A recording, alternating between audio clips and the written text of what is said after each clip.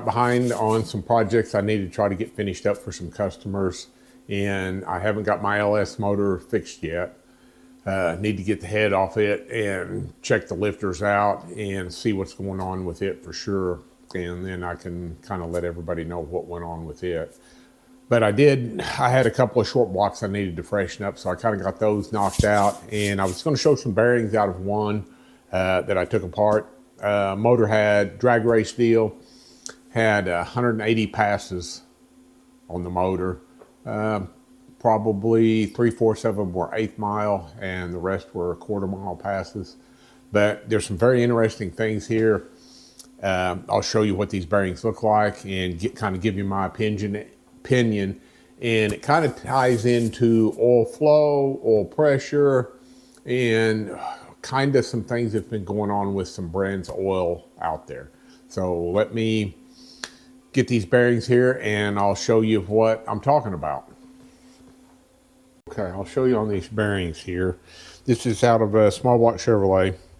This is the rear thrust, 350 main size. Bearing looks pretty good. 180 passes on a drag race deal. Stick shift car. If you look, I'm not sure if you can still see that there's a line right there. Hopefully y'all can see it. That's the line from the dial bore gauge when I torqued it up and checked it. But this thing is not looking healthy at all. You can see how that bearing looks eroded looking, I guess you would call it. Pitted, eroded. I mean, it doesn't look healthy. It really, the load has really taken its toll on this. Here's the uppers.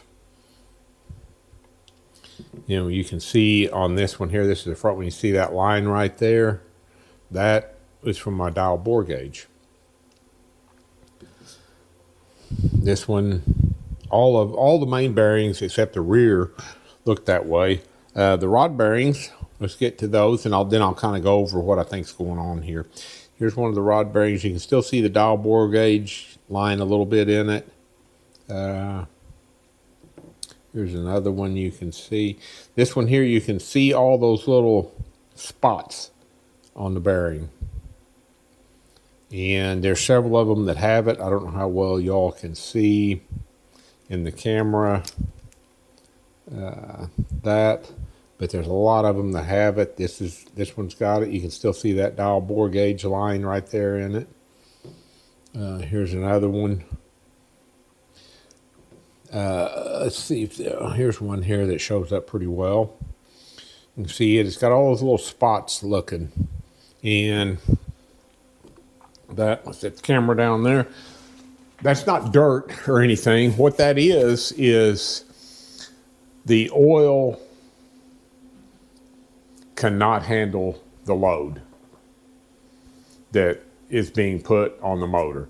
This is, like I said, it's a drag race motor. These bearings have 180 passes on it. Most of them are 1/8 mile stuff. There's some 1/4 mile passes in here. Runs at 8,000 RPM. What causes those spots, they're actually dimples in the bearing where an air pocket, the oil is actually foaming up and there's getting air mixed in with the oil and it's not getting rid of it. Something in the oil had changed because this customer, he had a brand of oil that he used and we never had an issue with it. I've been doing motors for him probably for 15 or 20 years and we've never had a set of bearings look this way, and he's run the same oil the entire time. Last time we freshened this was probably 4 or 5 years ago. You know, and that seems like a long time, but 180 passes. You know, he cuts the filter at every oil change.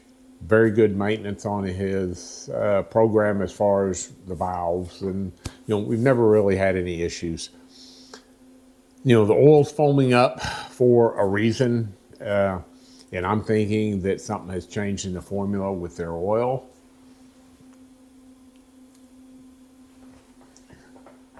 something that formally changed with the oil. And, you know, these companies get sold and bought, and somebody comes in and looks at them and says, oh, we can save, you know, 5 cents a quart if we change up the formula, the additive package, or whatever they change in it.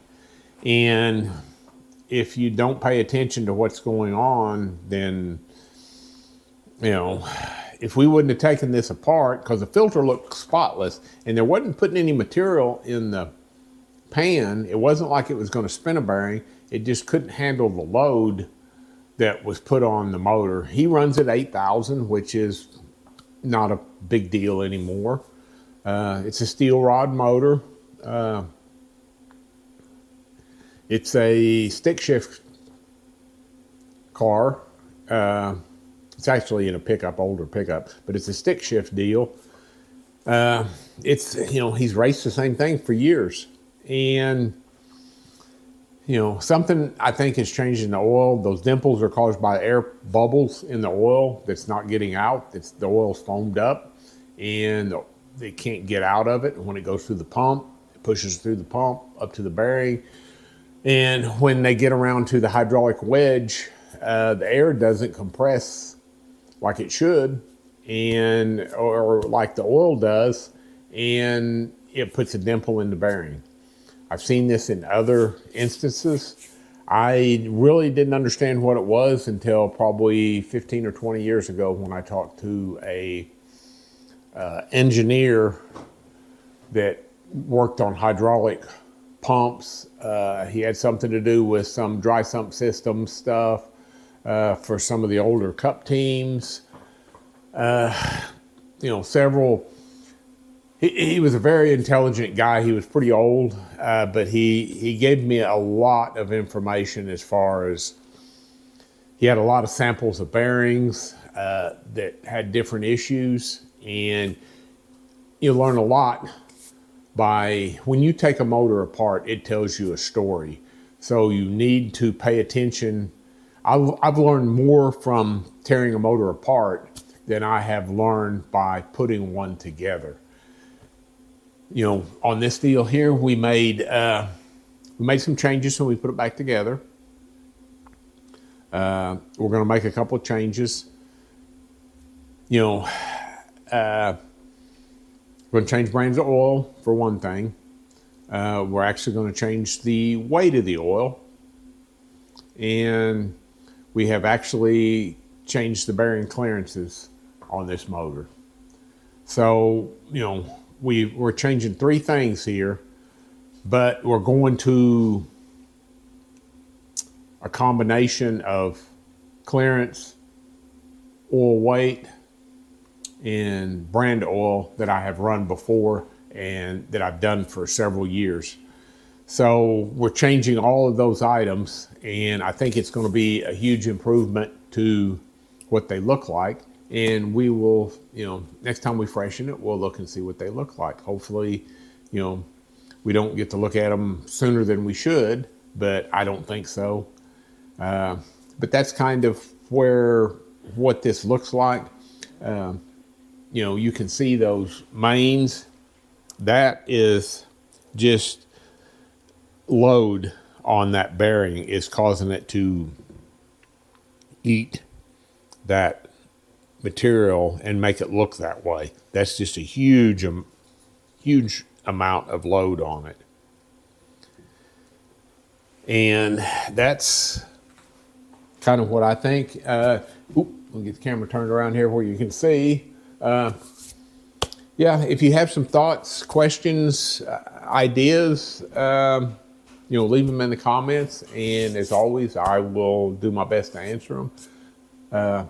Haven't got the LS motor apart yet to see what's going on with the lifter. I've had a couple of things that I needed to get finished up, a couple of short blocks to freshen up, and I've got them knocked out of the way. So hopefully I'll get back to doing the videos a little more regular. And everybody have a good weekend. I appreciate it.